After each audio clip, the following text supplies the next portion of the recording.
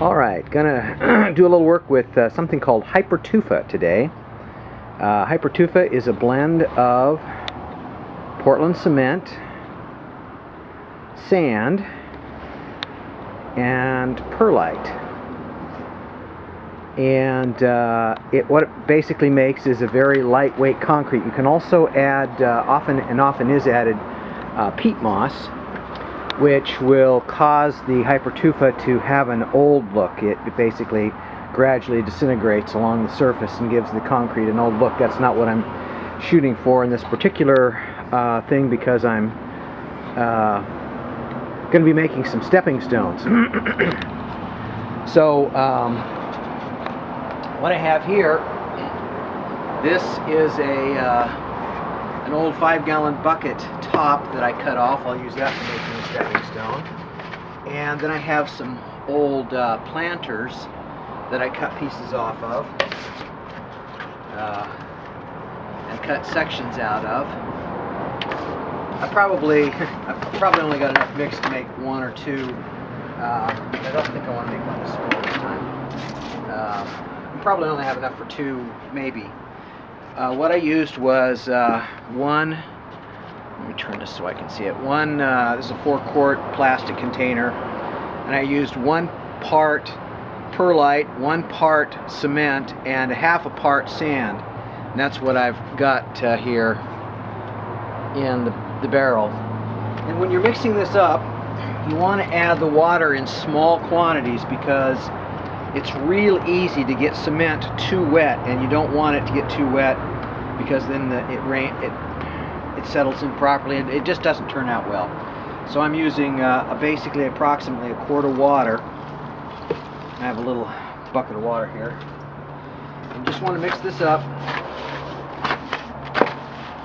Incidentally, these mixing trays, you can pick those up at Home Depot or Lowe's for just a few bucks. They're very handy, very useful for mixing potting soil or hauling dirt around your yard if you have a little wagon to put them on. Yeah, it looks like 1 quart may be almost enough for this. Almost, but not quite.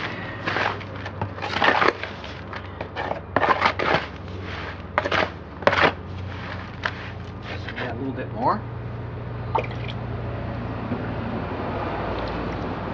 You want to add water very sparingly in small amounts, because, like I said, it's real easy to get the concrete too wet. A little bit of water goes a long way. Once it reaches a certain point, then it just turns soggy real quick.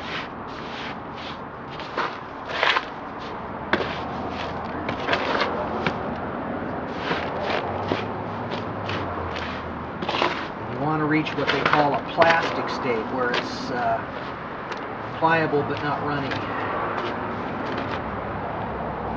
Just keep adding in small amounts.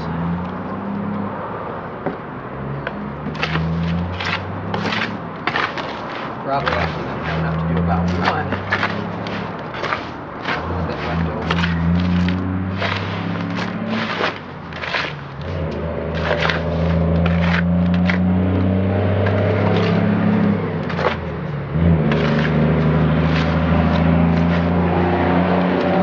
Sorry about the noise. I live right next to a major road and right across the street from a pipe distributor. So there's a lot of commercial vehicles going by here, as well as a lot of other traffic. And I'm not even a stone's throw away. I can almost spit to the road from here.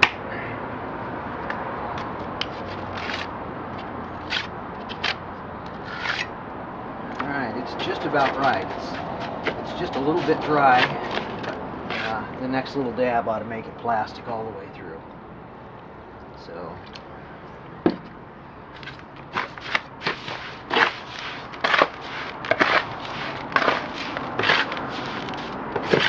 don't know how well you can see that, but it is, that little bit of water changed its consistency quite a bit.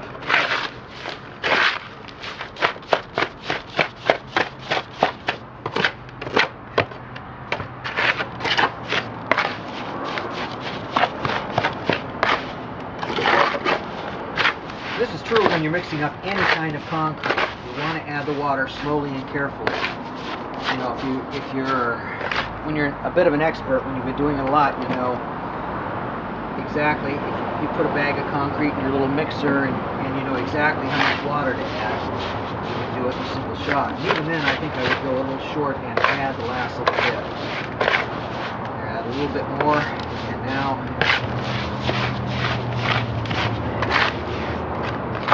there. That's pretty nearly a perfect consistency.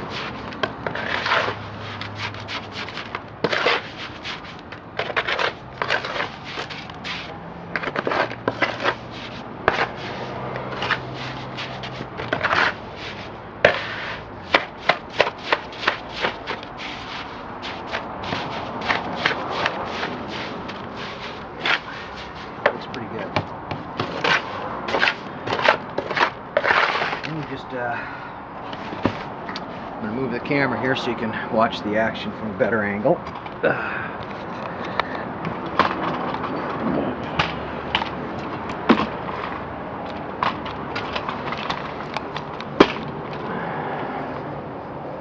Maybe zoom out just a little bit. Yeah, there we go. Okay. When you're working with concrete, if you're going to be touching the concrete at all, you want to wear rubber gloves because concrete is caustic and it can burn your skin pretty seriously, actually.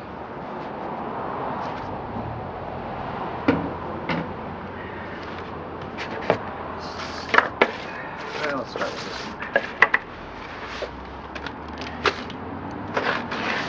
I've got just a sheet of plastic on top of a little workbench I made out of an old pool table frame and some wood from a recycled, or from a dismantled deck that was dismantled.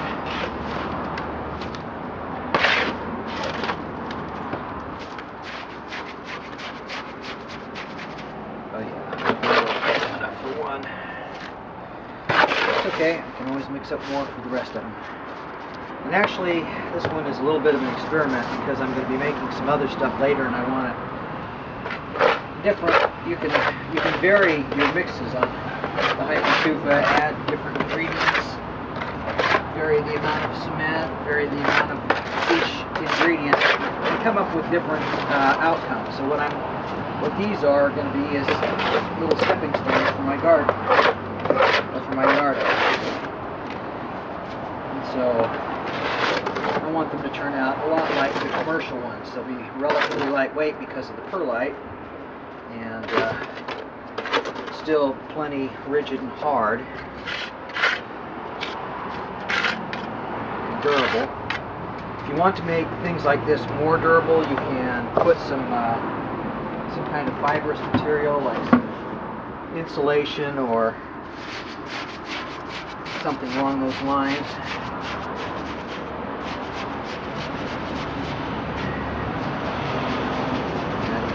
This.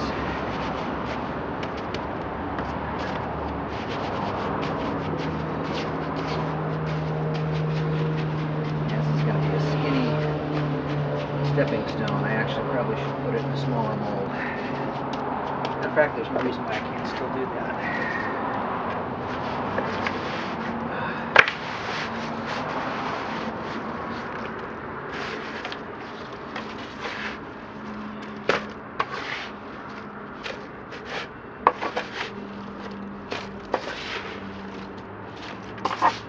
Later I'm going to make a bird bath, and I'll videotape that as well.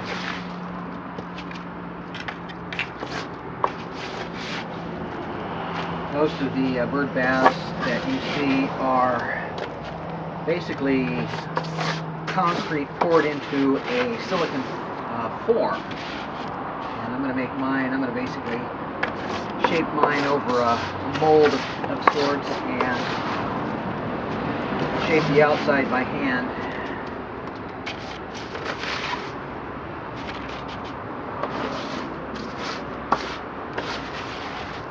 Because you can do some cool kind of decorative things when you're... Yeah, that's much better.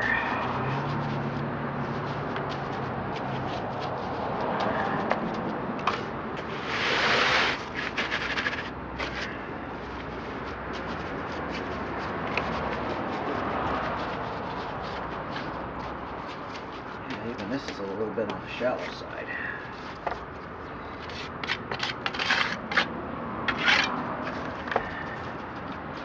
Once you have the concrete in the form, you want to kind of just jiggle it down.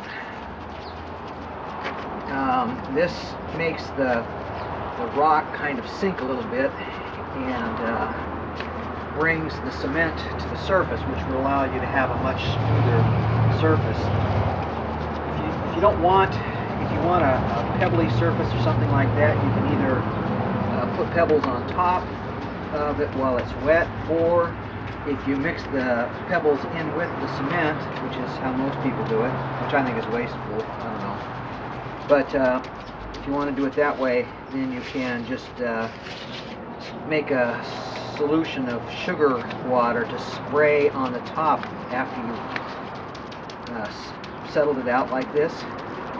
And then when it's dry, the sugar will make the concrete not adhere on the surface. So then once it's dry, you can just spray the concrete away and expose the aggregate inside. So